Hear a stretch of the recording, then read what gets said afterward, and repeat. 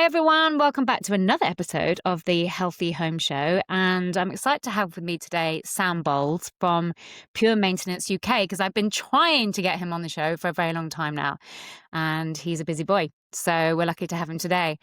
But I'm hoping that he's going to be able to answer some much needed questions and answers for me, because it seems to me that every time I try to dive deeper into mold and the issues and how we remediate against mold, I just get more confused and I'm not coming up with the answers I want. So, Sam, I'm really hoping that you're going to be able to clarify a few things for us today around mold remediation, what we should be doing. But tell us, before we begin, what brought you into this line of work? Is it a personal story, or did you work in this field before? Sure. Well, just to put a caveat here, I tend to get far too philosophical when I do podcasts.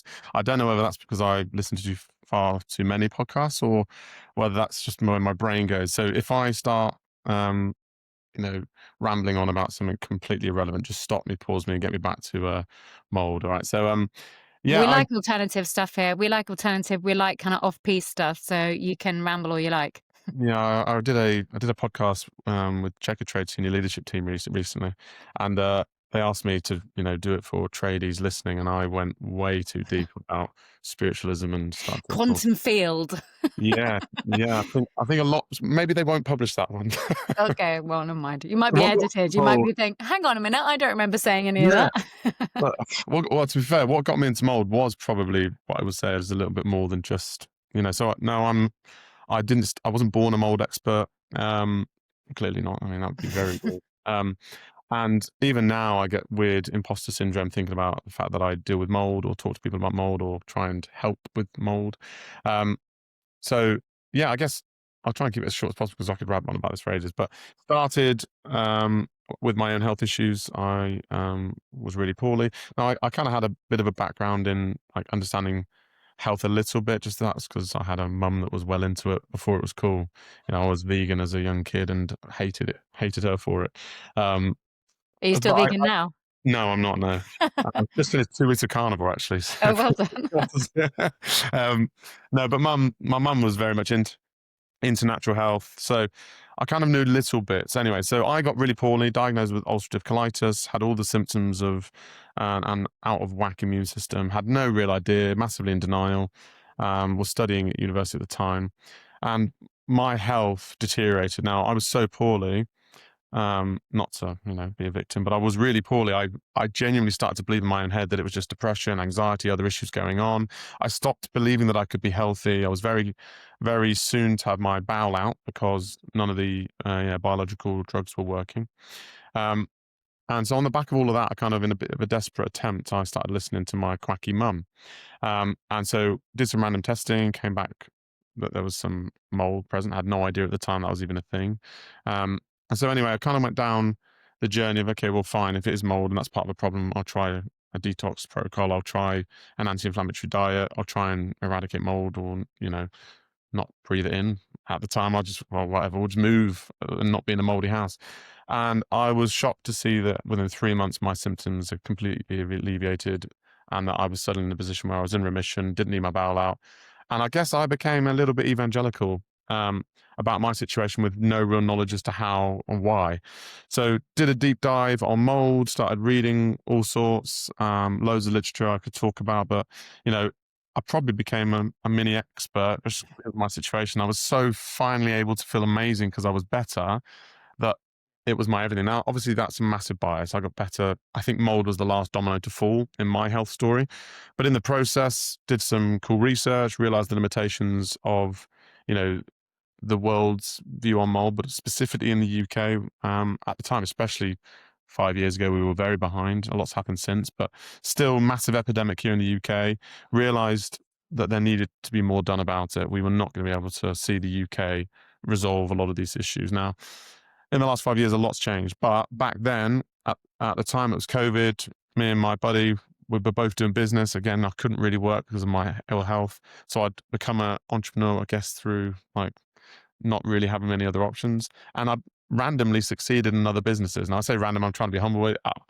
I got quite lucky with some businesses and thought, I fancy myself as a businessman. I'll give it a go.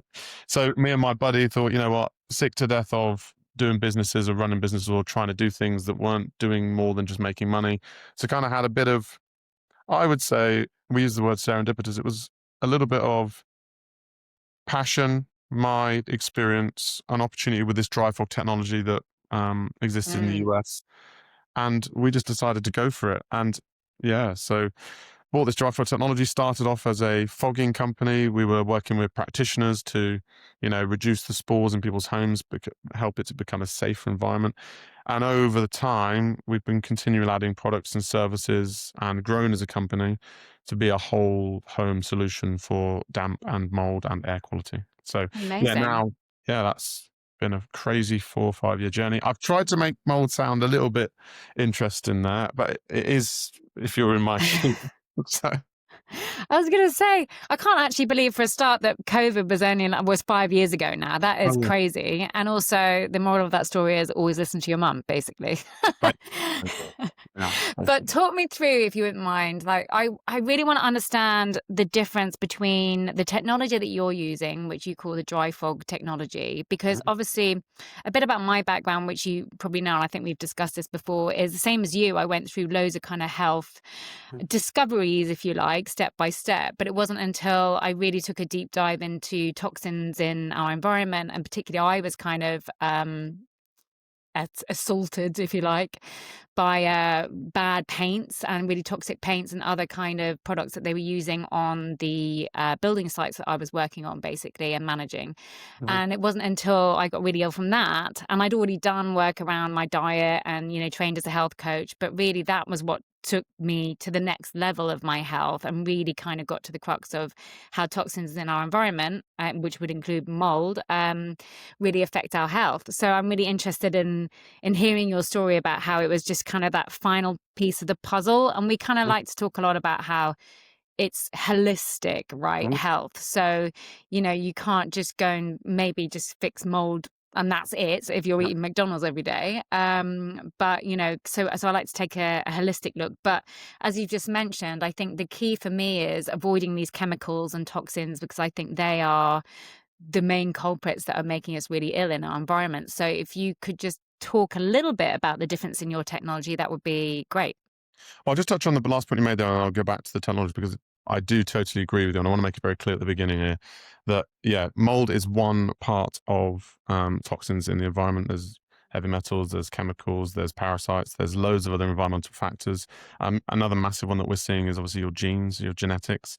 That combined with toxins, combined with a period of stress or poor nutrition, is oftentimes what we know leads to um, a systemic issue in the body. Really interesting talk I listened to recently from Jill Carnahan, who eloquently talked through the the relationship there and why people then develop certain autoimmune conditions. But anyway, that's another point. So going backwards, so yeah, so the technology itself and what sets us apart. Well, I would say what sets us apart. We used to talk about the technology; that was a massive USP. What sets us apart as a company now is our mission statement. We're dedicated to solving mold in your home. So the dry fog technology is one arrow in the quiver. That's one way we can use it. Um, I guess the reason why that's our big USP, um, apart from all the other things we're doing with surveying, testing, and remediation, we can do it all now.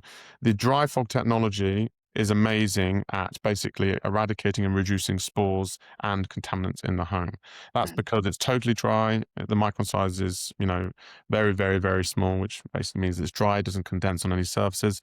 And basically through a process called hydrolysis, which, for those listening, is the opposite of condensation. It's where the monomers, the sterilant size gets smaller over time. It gets smaller and smaller, the sterilant in the air, which basically gets rid of all spores. Now, I've probably gone too technical there to explain it.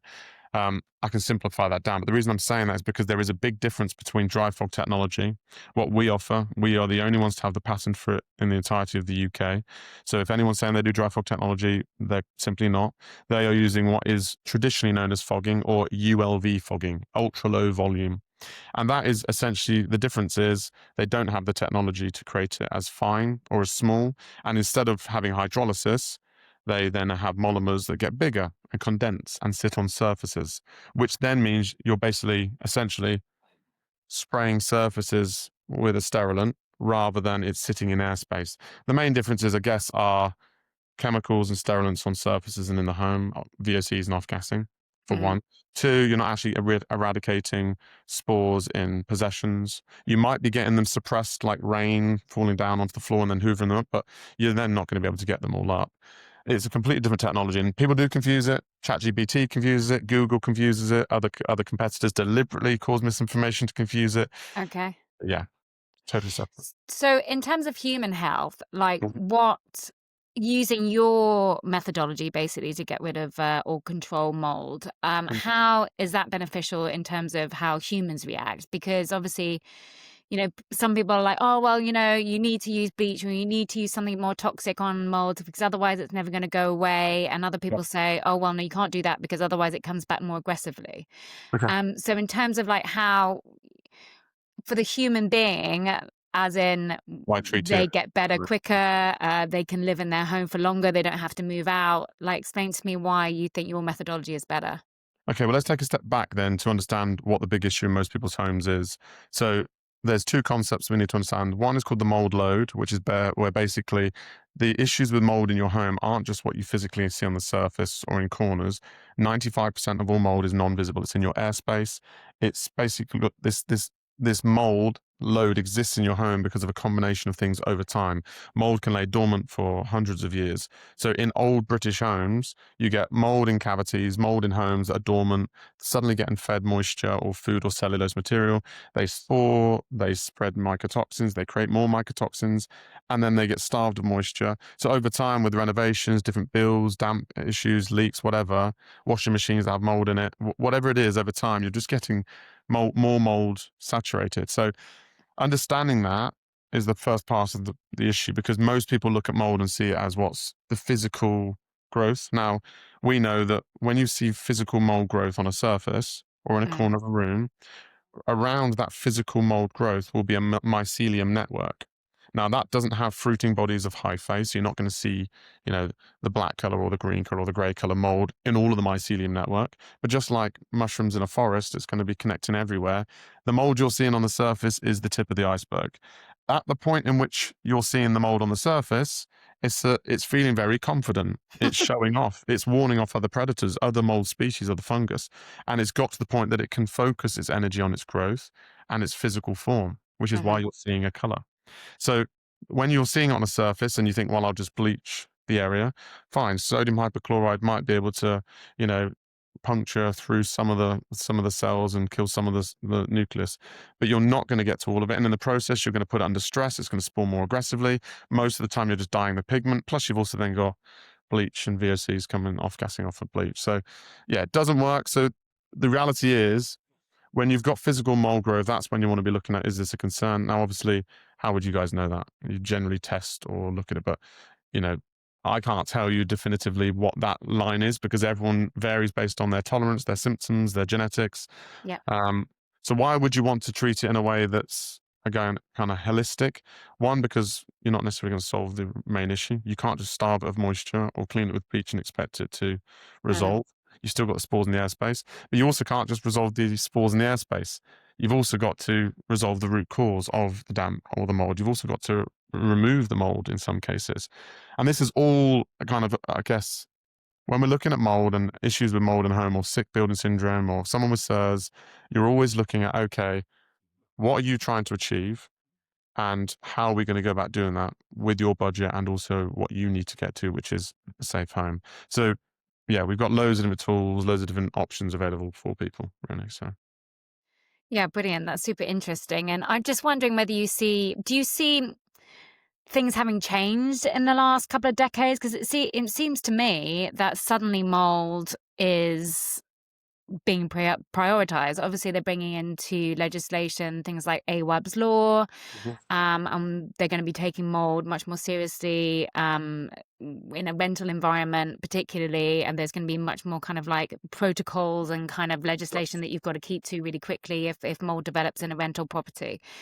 And I'm just wondering whether are we finally taking mold seriously and it's been around forever, or is there some catalyst basically in the last few years that you think has made mold more of a problem? oh, good question. What we're seeing from the data is that people are far more aware, I think, in general. since coronavirus, lots more people are aware of environmental health. They're looking Mm, and understanding that the environment does play a huge part. I think a lot has been done for the alternative medicine space, natural medicine, functional medicine, and that's really developing as well. Um, I think a lot of people have a lot more information at hand. What starts off with some quirky people on the fringe suggesting that something's a problem then turns into some science and some papers, and then suddenly everyone gets behind. And I think we're on a trajectory for people really to understand not just what they think right now is the issue of mold, but what a massive epidemic it is. And that's partly why I adopted and got involved, because for me, I was flabbergasted that mold could take such a serious control and root of my body. Uh, and so for me, if that's possible, fit and healthy um, young guy, it's possible for everyone. So, and maybe that's coming from a complete place of bias as well, because that's been my issue. But mm, I've seen it across the board, and maybe again, confirmation bias. Speaking to people all day long about mold, you see people's issues with mold, and you see people get better from mold, and therefore you understand the relationship. Um, I would agree with you. Arab's Law's done masses bringing this to light. In the UK. What's funny really is that the tolerance people have in the UK generally as a public compared to the rest of the world, especially America, is crazy. In America, they don't have anywhere near as many mold markers or issues, and we know that because when we compare ERMI scores to over here, all of our ratings for testing come back off the scale every single time. The big risk and issue here in the UK, especially, is our old stock of houses and assets, the way in which we're living in properties. So lots of people crammed into small spaces, mm. and then our properties haven't been designed, especially through the energy crisis, to keep heat out and moisture out. So yeah, this is going to become and continue to become a massive industry.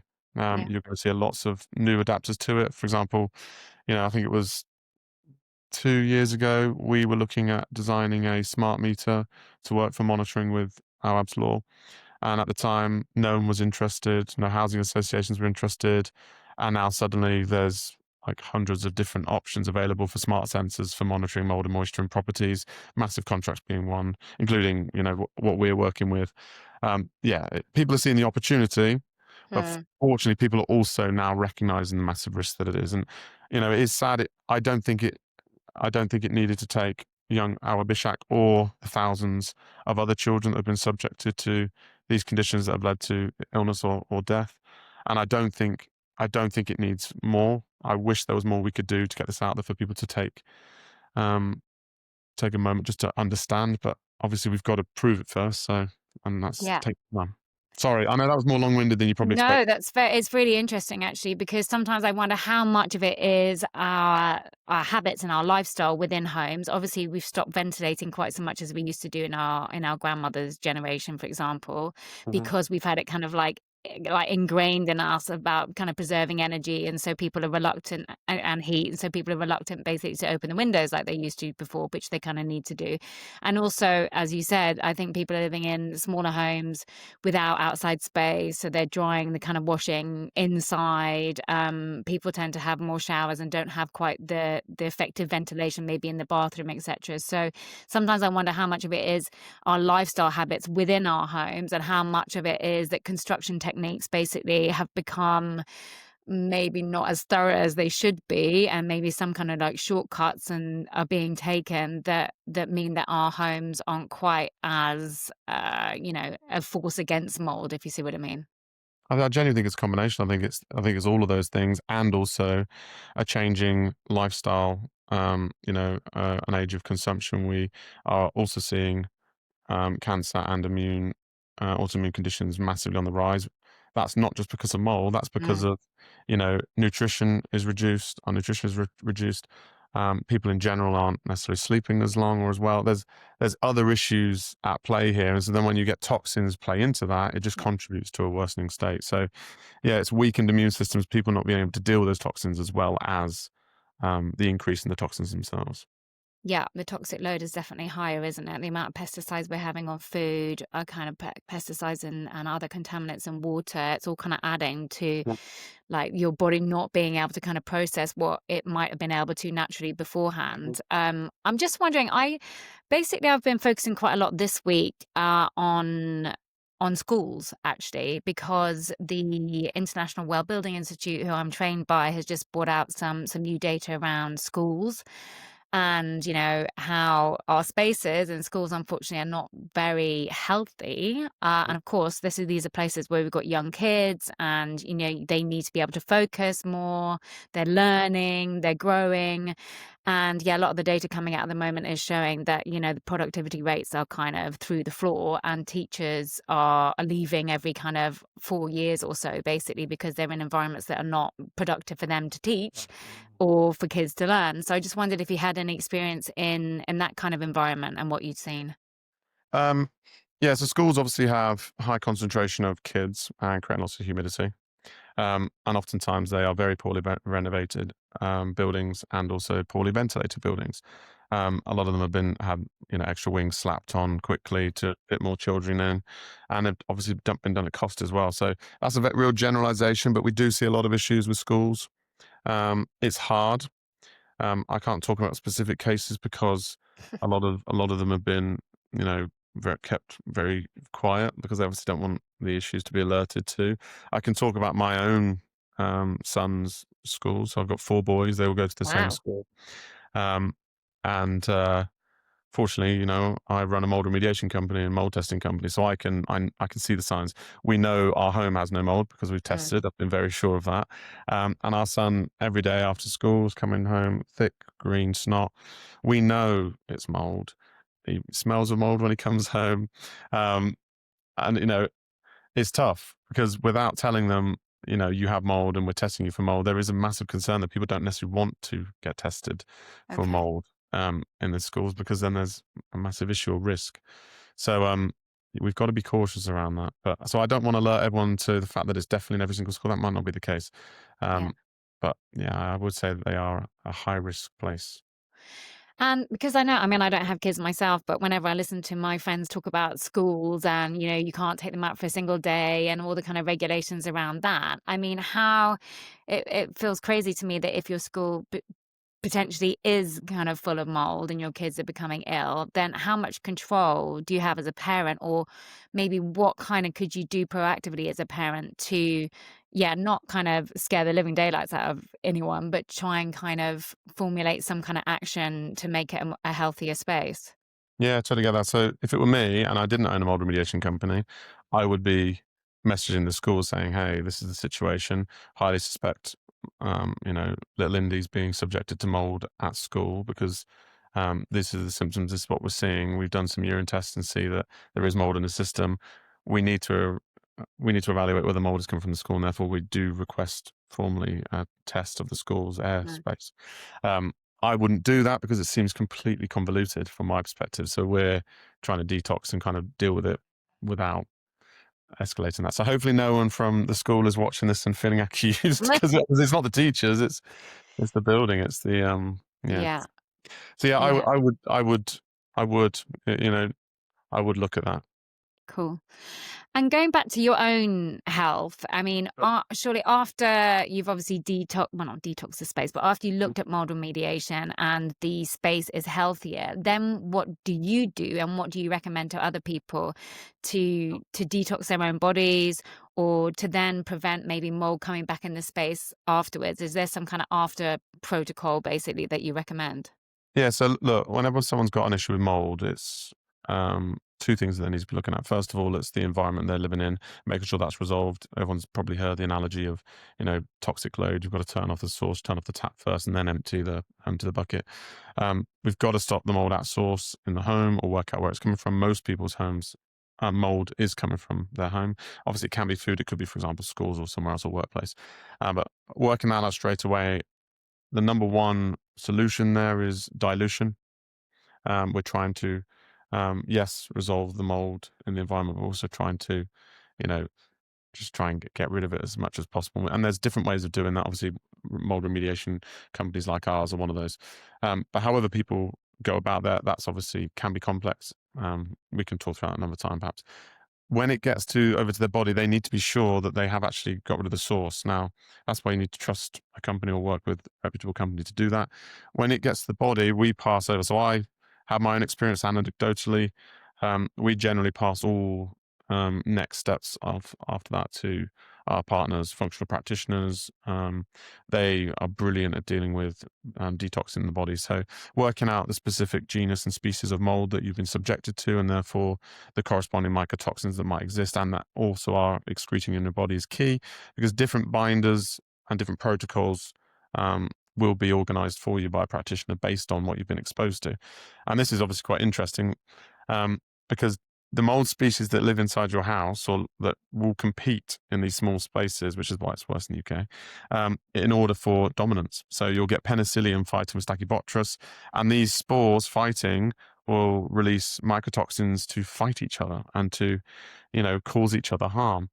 And it's you guys, and also to defend themselves. And so when you've got different species, it's you and us living in homes that get caught up in this toxic soup, in this fight, this chemical warfare between fungus. And so when you're detoxing, it's really important that you're using the right binders, because certain binders will actually be, for example, mycotoxins. So you can technically detox from certain mold species with what's called MPA, myclophenolic acid. However, if you've been subjected to penicillium, a very common mold and very large in its number, you will have high levels of myclophenolic acid in your body already, because that is one of the mycotoxins it produces. And obviously, so if you increase the amount of myclophenolic acid in your body trying to fight off another species, you might actually enable penicillium and the issues that you've been subjected to get far worse.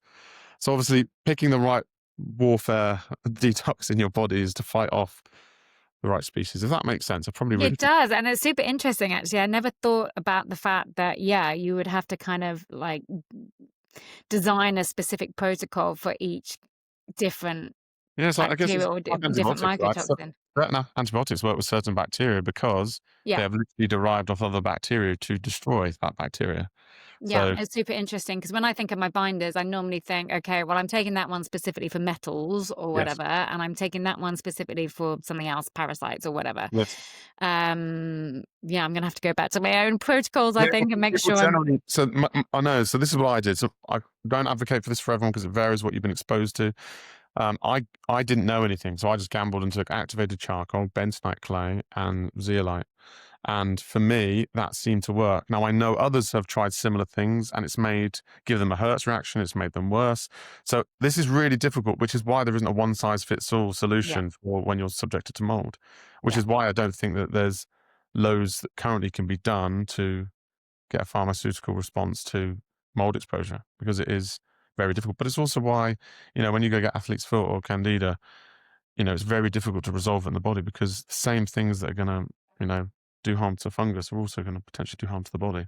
So it's got to be done in a way that's not aggressive, that's done slowly over time. And that's kind of combines the detox with also resolution to your environment. We can resolve mold in your environment by getting rid of spores and removing the active source. You're still likely to have some levels of mycotoxins. right. They're 0.03 microns inside. It's very difficult to completely get rid of them. That's why I said dilution is, one of the main solution for mycotoxins. That's going to take time, air purification, air movement, ventilation in the home. So, yeah, it's Yeah, I don't it's want to make this sound really complicated, but it's not easy to deal with. No, it's not, and I think sometimes when I'm thinking about my own kind of like detoxing, it depends who you listen to. Some people like to do it in different orders, and they're like, you must be detoxing, opening your lymphatic drainage Mhm. pathways and kind of focusing on those, and then the liver first, and then whatever comes afterwards. Other people like to do it in a different order, but as you say, sometimes that can provoke a reaction.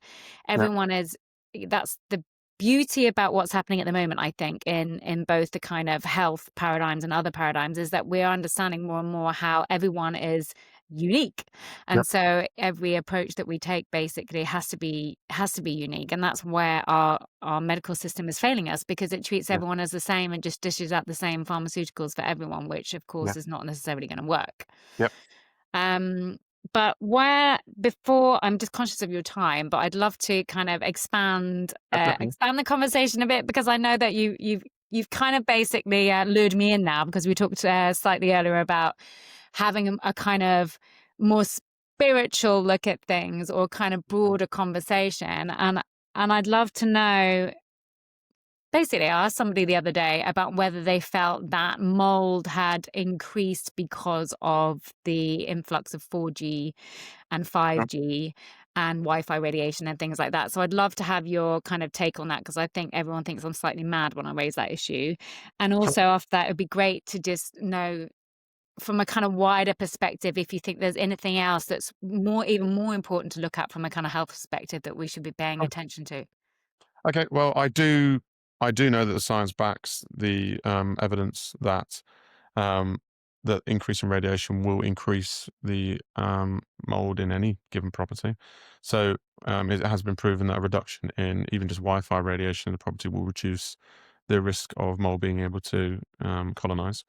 Um, so I can only imagine the increase in Wi-Fi and also radiation over the last, 2, 3 decades has definitely contributed to that and these issues. Um, Other than that, I know a lot of our customers also tend to look at EMF. I say a lot.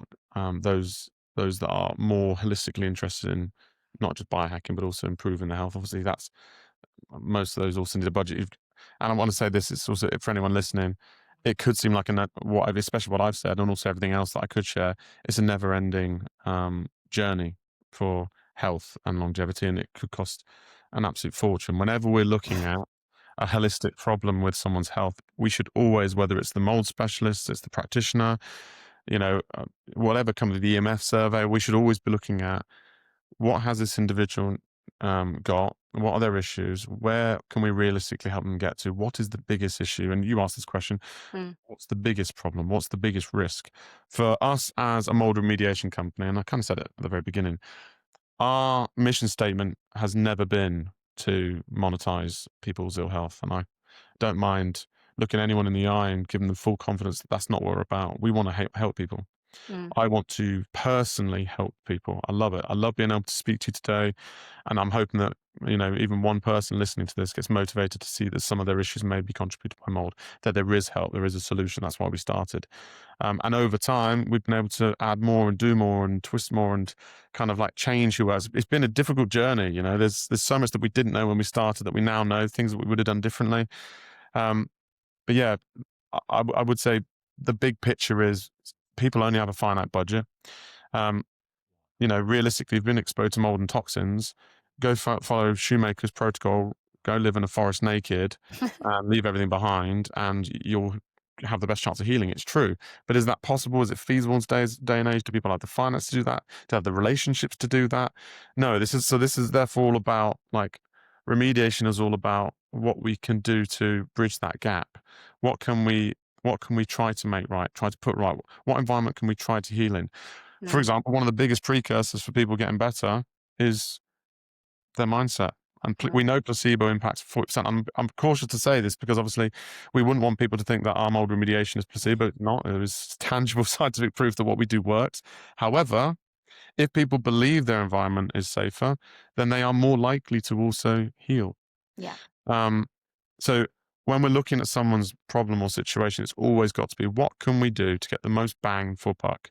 What Mm, can we do to help them for the little cost as possible? So if someone's only got a certain amount of budget towards their resolving their environment, should it be used for resolving the environment? Should it be used for detoxing? If they resolve the environment and can't detox, well, because they don't have the funds, then that's a problem. If mhm, they detox and spend the money there, but they can't resolve any of the environment, that's a huge risk. So it's a tough problem. It's a tough problem for people. I would say just generally sensible advice, pragmatic approach. Try to reduce the molding environment. That's what I did. yeah. Try to do the best you can to support your body's nutrition and also detox pathways. There's more you can do there, whether it's gene testing, specific detox protocols, going to the nth degree for mold remediation. You could add in saunas there, niacin supplements, whatever you want to do. You could go down the whole route. Yeah. Um, yeah, it's all about where you want to get to. Sorry. Yeah. But I mean, I think that's why it's really that's why I'm trying to do this podcast and the work that I'm doing, because I think if you can help people with enough information out there that they can help themselves as much as possible, then they can save the big bucks to basically employ people like you who can come and do the work that you can't really do yourself.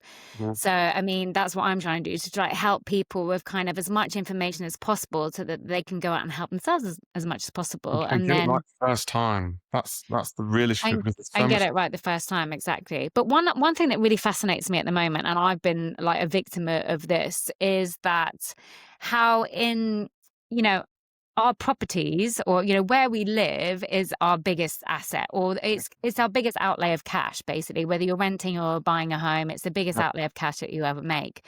But it always fascinates me that we spend less time choosing a home than we Mhm. do like choosing a pair of shoes. Basically, Yeah. there's no returns, you can't take it back, you get 15 minutes to look around the house and work out, am I going to be able to sleep here, is the air okay, are there noisy neighbors, is it a landfill site next door, is it on top of a golf course, all this type of thing.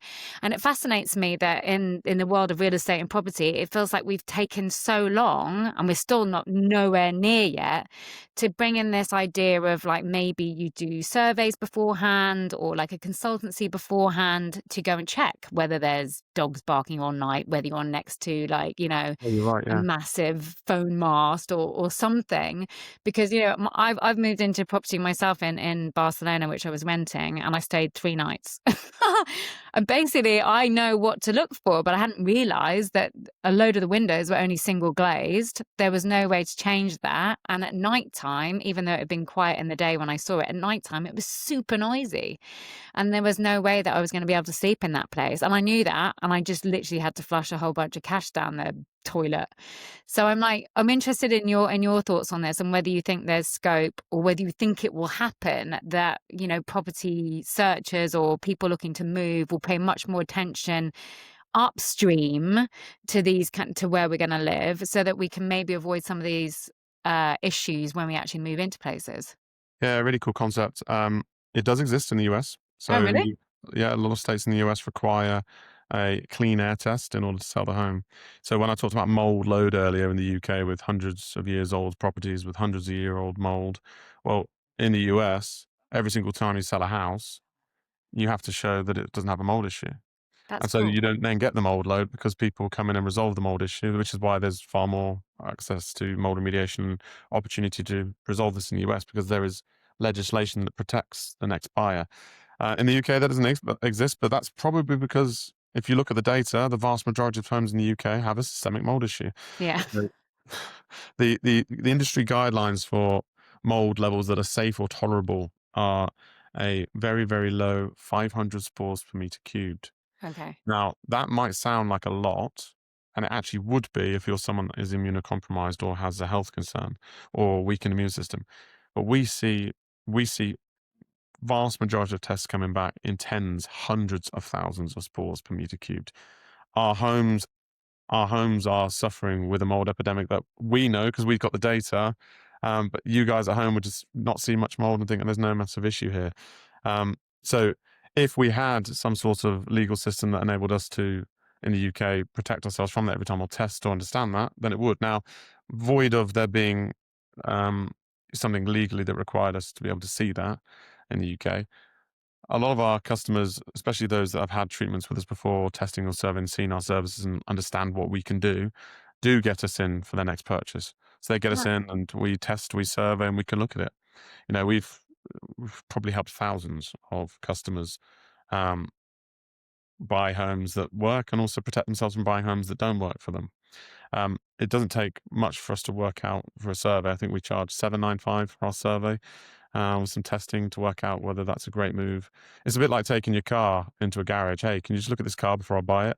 Is there an issue with it? I don't need it to be customized and spend, you know, 50, 100,000 making sure there's no rust in every single part of it, but I want it to get me from A to B. Is it going to work? Or am I going to economically, you know, be suffering if I buy this car or sort this car? And it's the same thing. We can Yeah, we yeah. I mean, it's super expensive to move homes. I know I've had clients basically that have had to move homes because they found out they were allergic to the trees, Mhm. or basically there's been geopathic stress issues underneath the property, and they've had all kind of issues with their health. So it's funny that it's our biggest asset, but yet I don't see so many people putting the money into it in advance. Do you know what I mean? Well, people are And probably, maybe that's because it yeah, wasn't as expensive to move before, and now it's getting much more expensive. maybe that is it, and maybe it's also like, yeah, I guess generational like acceptance towards gambling and not gambling in general, but gambling on our home. Like you roll the dice, sometimes you win, sometimes you lose. I mean, yeah, I think also being informed. I think most people are just apathetic towards it because they don't understand, they don't know, so they're just like, well, everyone's in the same boat. Like, who cares? Like, I still see friends of mine not care about cooking with Teflon pans, like, and they're like, well, who cares? Whatever. Like, yeah, but I'm always like, well, yeah, but I get there's cancer risks everywhere, but you know, you could just rule that risk out. And then, yeah, fine, you don't have to distill your water and be, you know, like extreme and worry about getting an EMF server like we talked about before. But if you did have a risk and you knew there was a risk, why would you put up with that? Why wouldn't you limit that, especially if it were possible to, or if you could, or if it wasn't expensive? So I I think, agree. I'm always like surprised when people come back with that to me because I'm like, well, if you know about it, why wouldn't you like just cross that off your list so you don't have to worry about it? And also, as far as I'm concerned, it kind of makes my consumer choices a lot easier. Do you know what I yeah, mean? There's so many brands out there. There's so many products out there. If I can condense my consumer experience basically to only choose the products that I know are ethically better and are healthier for me, then I don't have to spend so long basically trying to work out what am I going to purchase. Basically, it's kind of makes my life easier. yeah, and it's also about like I can't remember what it is. Yeah, it's the compound effect, isn't it? You try and reduce the toxins, and over time that will compound. So if you had the choice between a toxic chemical or toxic perfume or a toxic metal pan and one that wasn't, just invest in the one that's not. And over time, yes, you might not be able to stop every single risk, but you know, control the ones you can. At least if, Mm. if it's not expensive, all it takes is a choice, and that cognitive choice to make those decisions helps. So yeah, if you can choose not to move into a moldy home in the first place, or one that's got a reduced risk, go for it. Why not? Why not? Yeah, absolutely. And I couldn't agree more. Well, before I let you go, Sam, because I know I'm conscious of your time, I'm just wondering, is there anything else that you want to add? Anything else that you're seeing when you're going around people's houses that are alerting you to other health issues that we should be paying attention to? Or anything that your company is doing that you want us to know about that's coming down the pipe? Okay, I will say that a lot of issues that people have, if you're really concerned, most people go, well, don't go live in a really old property because that's where the mold load is going to be. I wouldn't want people to just assume that then just go move to a new build, because we also see massive issues with new builds. There's different issues with different properties. For older buildings, you're going to look at mold load and you're going to look at saturation of mold and you look at damp problems. In newer properties, you might have, trapped moisture in joists where it's been dried too quickly, or building materials that are combining with mold to create a worsening state. So I've got to be very careful in any advice I'm giving here. You've got to take caution, look at each individual case specifically. Sometimes, it is a case of sometimes, we're out of the furnace and into the fire with certain situations, because you go from one house that's got mold and damp, and then, we know that over 50% of homes in the UK have physical mold growth. So, you might be in a new home with the exact same problem. So sometimes it's a case of better the devil you know, but I also can't say that. So that's what I would just say. Look at each problem and each home, and economically what can be done to try and restore health or improve the health in the home. That's what I would say. In terms of what we're doing as a company, I just want to refer back to our mission statement. We never really set out. I genuinely got imposter syndrome. I'm talking about mold. Blows my mind. Uh, we set out to help people in the UK with mold, and originally it was just going to be one van, one bit of technology, and we'd go around helping people and make us feel great about ourselves. We're now largest mold specialists in the UK, surveying, Wow. testing. All of our technicians are amazing at finding mold. They're all absolutely brilliant. So we're in every city and town in the UK. We can get to you. But what's really amazing is we've not just improved our product and invested loads in our technicians and getting them trained to resolve mold to the technology we've got, but also now we've got really amazing testing. So we've just launched. It sounds like we planned this, but you'll know the truth is we didn't. We've literally just launched our new testing. We've got some really cool testing. I want to say machines, but that's what they are. They're big boxes. But the UK military designed them Wow. to test for anthrax. So we can use these machines to finally do live testing in people's homes to be able to tell the difference between biological and non-biological VOCs. So we can now see live the biological matter that exists in your home to be able to do a scan and tell you in each room whether you've got mold and mycotoxins present or not, and also the levels. So that's a really cool bit of science. Uses a biofluorescent light and then refracts to then see whether it's VOC, carbon dioxide, or mold. So, and pollen or virus or bacteria. But because we've now invested loads for our technicians to not only train on that and use this machinery and equipment, we are now able to help loads more people understand up front with very little cost what extent of an issue they've got. So if anyone's listening is thinking, that Okay. sounds complex, not sure where to start, could have issues, might have some brain fog or whatever, or might have some allergenic symptoms, maybe should get it tested.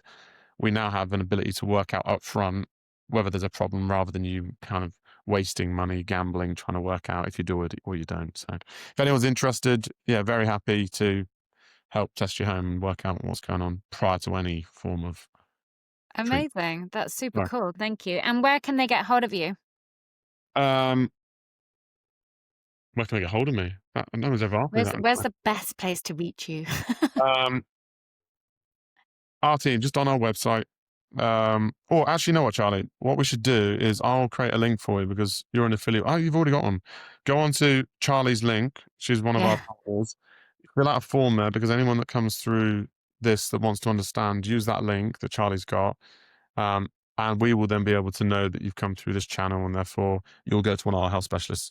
We've cool. got a large team. So we've got, 12 different types of situations. So, we want you pushed over or your clients pushed over towards our health focused specialists rather than our commercial specialists or our landlord specialists. So, Yeah.